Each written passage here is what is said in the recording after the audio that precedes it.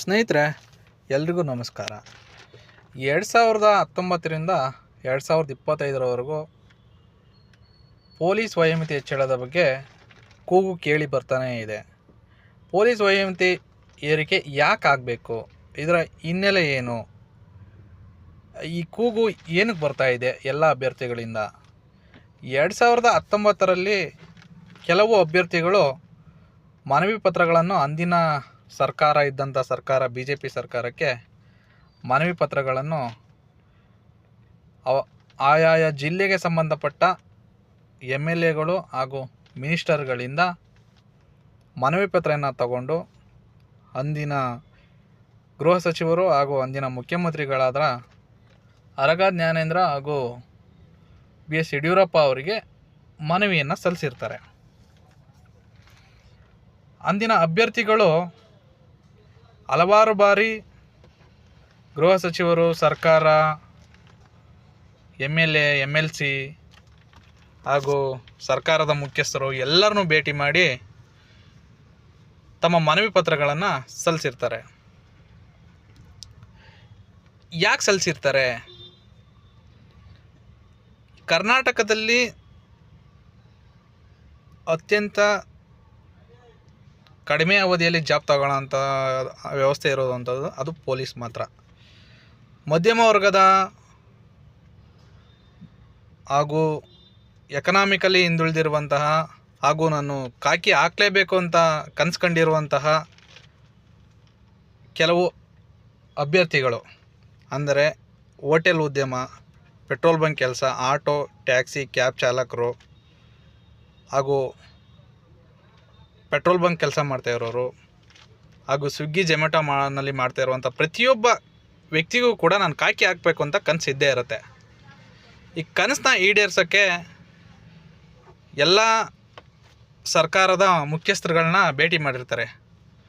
ಅಲ್ಲಿ ಈ ವಿಷಯ ಅಸೆಂಬ್ಲಿವರೆಗೂ ಹೋಗುತ್ತೆ. ಅಸೆಂಬ್ಲಿಯಲ್ಲಿ ಅಂದಿನ ಗೃಹ ಸಚಿವರಾದಂಥ ಆರಗ ಜ್ಞಾನೇಂದ್ರ ಅವರು 40 ವರ್ಷ ಆದಮೇಲೆ ನಮ್ಮ ಪೊಲೀಸ್ನವರು ಕೆಲಸನೇ ಮಾಡಲ್ಲ ಅಂತ ಅಂದ್ಬಿಟ್ಟು ಒಂದು ಸ್ಟೇಟ್ಮೆಂಟ್ನ ಕೊಡ್ತಾರೆ. ಆದರೆ ಪೊಲೀಸ್ ನೇಮಕಾತಿಯಲ್ಲಿ 6 ನಿಮಿಷಕ್ಕೆ ಏನು ರನ್ನಿಂಗ್ ಇಟ್ಟಿರೋದ್ರಿಂದ 35 ವರ್ಷ ಆಗಿರುವಂಥ ವ್ಯಕ್ತಿ ಕೂಡ ಫಿಸಿಕಲಿ ಫಿಟ್ನೆಸ್ ಇದ್ದರೆ ಅವನು ಎಕ್ಸಾಮ್ನ ಪಾಸ್ ಮಾಡಲೇಬೇಕಾಗುತ್ತೆ. ಅವ್ನು ಪಾಸ್ ಮಾಡೇ ಮಾಡ್ತಾನೆ. ಯಾಕೆಂದರೆ ಅವನಿಗೆ ಸ್ಟ್ಯಾಮಿನಾ ಮತ್ತು ಫಿಸಿಕಲಿ ಫಿಟ್ನೆಸ್ ಇದ್ದರೆ ಅವನು ಅಲ್ಲಿ ಪಾಸ್ ಆಗ್ತಾನೆ. ಅದೇ 22 ವರ್ಷ ಇರುವಂಥ ವ್ಯಕ್ತಿ ಕೂಡ ಫಿಸಿಕಲಿ ಫೇಲ್ ಆಗೋ ಚಾನ್ಸಸ್ ಇದ್ದೇ ಇರುತ್ತೆ. ಹಾಗಾಗಿ ಫಿಸಿಕಲಿ ಫಿಟ್ನೆಸ್ ಇರೋದ್ರಿಂದ ಇದಕ್ಕೆ ಏಜ್ ಮ್ಯಾಟ್ರ್ ಆಗಲ್ಲ ಅನ್ನೋದು ಅಭ್ಯರ್ಥಿಗಳ ವಾದ. ಏನಕ್ಕೆ ವಾದ ಮಾಡ್ತಾ ಇದ್ದಾರೆ ಅಂತಂದರೆ, ಕೆಲವೊಂದು ಸ್ಟೇಟ್ಗಳಲ್ಲಿ, ಮಧ್ಯಪ್ರದೇಶದಲ್ಲಿ SC ST ಕ್ಯಾಟಗರಿಗೆ ಹೇಳ್ತಾ ಬರ್ತೀನಿ 33 ವರ್ಷ, ಗುಜರಾತಲ್ಲಿ 33 ವರ್ಷ, ವೆಸ್ಟ್ ಬೆಂಗಾಲ್ 32 ವರ್ಷ, ಹಾಗೆ ಕೆಲವೊಂದು ಸ್ಟೇಟ್ಗಳಲ್ಲಿ ಅದರದ್ದೇ ಆದ ಏಜ್ ರಿಲ್ಯಾಕ್ಸೇಷನನ್ನು ಕೊಟ್ಟಿರ್ತಾರೆ. ಅದರಲ್ಲಿ ಕೆಲವೊಂದು ಸ್ಟೇಟು ಹೇಳ್ತೀನಿ ನೋಡಿ. ಈಗ ಗೋವಾ ಸ್ಟೇಟಲ್ಲಿ 18ರಿಂದ 33 ವರ್ಷ ಕೊಟ್ಟಿದ್ದಾರೆ. ಹಾಗೆ ವೆಸ್ಟ್ ಬೆಂಗಾಲಲ್ಲೂ ಕೂಡ 2019ರಲ್ಲಿ 5 ಇಯರ್ಸು ಮತ್ತು 3 ಇಯರ್ಸು ಏಜ್ ರಿಲ್ಯಾಕ್ಸೇಷನ್ನ ಕೊಟ್ಟಿದ್ದಾರೆ. ಹಾಗೆ ಭಾರತದಾದ್ಯಂತ ಸುಮಾರು ಸ್ಟೇಟ್ಗಳಲ್ಲಿ ಇದನ್ನು ಕೊಟ್ಟಿದ್ದಾರೆ. ಹಾಗೆ ಈ ಕೊರೋನಾ ಎಫೆಕ್ಟ್ನ ನಂತರ ತುಂಬ ನಿರುದ್ಯೋಗ ಸಮಸ್ಯೆ ತಾಂಡವಾಡ್ತಾ ಇದೆ. ಯಾಕಂತಂದರೆ 545 ಸ್ಕ್ಯಾಮ್ ಆಗಿ ಅದು 2024ಕ್ಕೆ ಡ್ಯೂಟಿ ಆರ್ಡ್ರ್ ಕೊಟ್ಟಿದ್ದಾರೆ. ಹಾಗೆ 402 ಒಂದು ಸ್ಕ್ಯಾಮ್ ಆಗಿ 402 ಸ್ಕ್ಯಾಮ್ ಆಗಿಲ್ಲ, ಅದು ಇನ್ನೂ ಫೈನಲ್ ಲಿಸ್ಟು ವೆಯ್ಟ್ ಮಾಡ್ತಾಯಿದ್ದಾರೆ. ಎಲ್ಲ ಡಾಕ್ಯುಮೆಂಟ್ ವೆರಿಫಿಕೇಷನಲ್ಲಿ ಆಗಿ ಫೈನಲ್ ಲಿಸ್ಟ್ ವೆಯ್ಟ್ ಮಾಡ್ತಾಯಿದ್ದಾರೆ. ಅದು 5 ಇಯರ್ಸ್ ತೊಗೊಂಡಿದೆ ಒಂದು PSI ಜಾಬ್ ತೊಗೊಳೋಕ್ಕೆ. ಹಾಗೆ ಯಾವುದೇ ನೋಟಿಫಿಕೇಷನ್ ಆಗಿಲ್ಲ. ಸೆಂಟ್ರಲ್ ಒಂದ್ಸಲಿ ಆಗಿತ್ತು ಪೊಲೀಸ್ ಕಾನ್ಸ್ಟೇಬಲ್ದು, ಅದನ್ನು ತೊಗೊಂಡಿದ್ದಾರೆ. ಬೇರೆ ಯಾವುದೂ ನೋಟಿಫಿಕೇಷನ್ ಆಗಿಲ್ಲ. ಹಾಗಾಗಿ 5 ವರ್ಷದಿಂದ ಕೆಲವು ಅಭ್ಯರ್ಥಿಗಳು ಏಜ್ ಬಾರ್ ಆಗಿ ತುಂಬ ಸಫರ್ ಪಡ್ತಾ ಇದ್ದಾರೆ. ಅಂಥ ಅಭ್ಯರ್ಥಿಗಳಿಗೆ ಇಂದಿನ ಸರ್ಕಾರ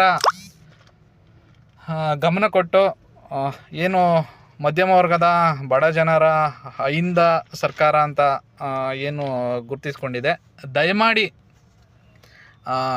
ಯುವಕರಿಗೆ ಒಂದು ಕೆಲಸ ಸಿಕ್ಕರೆ ಒಂದು ಫ್ಯಾಮಿಲಿನೇ, ಒಂದು ಕುಟುಂಬನೇ ಮುಂದೆ ಬರುತ್ತೆ. ದಯಮಾಡಿ ಈಗಿನ ಸರ್ಕಾರ ರಿಲ್ಯಾಕ್ಸೇಷನ್ನ ಕೊಡುತ್ತೆ ಅಂತ ನಾವು ಅಂದ್ಕೊಂಡಿದ್ದೀವಿ. ಅಭ್ಯರ್ಥಿಗಳು ಎಲ್ಲರೂ ಕಾಯ್ತಾ ಇದ್ದಾರೆ. ದಯಮಾಡಿ ಇದಕ್ಕೆ ಏಜು ಮ್ಯಾಟ್ರ್ ಆಗಲ್ಲ. ಯಾರು ಫಿಸಿಕಲಿ ಫಿಟ್ನೆಸ್ ಆಗಿರ್ತಾನೋ, ಯಾರು 6.5 ನಿಮಿಷದಲ್ಲಿ 1600 ಮೀಟ್ರ್ ಓಡ್ತಾನೋ, ಯಾರು ಹೈ ಜಂಪು ಮತ್ತು ಲಾಂಗ್ ಜಂಪು ಹಾಗೂ ಚೆಸ್ಟು ಮತ್ತು ಗುಂಡು ಎಸೆತ ಎಲ್ಲ ಪಾಸ್ ಮಾಡ್ತಾನೋ ಅವನು ಮಾತ್ರ ಇದಕ್ಕೆ ಎಲಿಜಿಬಲ್ ಆಗೋಕ್ಕೆ ಸಾಧ್ಯ. ದಯಮಾಡಿ ಈಗಿರುವ ಸರ್ಕಾರ ಗಮನ ಹರಿಸಿ, ಮೊನ್ನೆ ಗೃಹ ಸಚಿವರು ಕೂಡ ಗಮನ ಹರಿಸಿ, ಬಡವರ ಪಾಲಿನ ಆಶಾ ಕಿರಣ ಆಗಿ, ಒಂದು ದಾರಿದೀಪ ಆಗಿ, ಅಭ್ಯರ್ಥಿಗಳ ಪರವಾಗಿ ಒಂದು ಏಜ್ ರಿಲ್ಯಾಕ್ಸೇಷನ್ನ ಮಾಡಿಕೊಡ್ಬೇಕು ಅಂತ ಅಂದ್ಬಿಟ್ಟು ಅಭ್ಯರ್ಥಿಗಳು ಮನವಿಯನ್ನು ಸಲ್ಲಿಸಿದ್ದಾರೆ.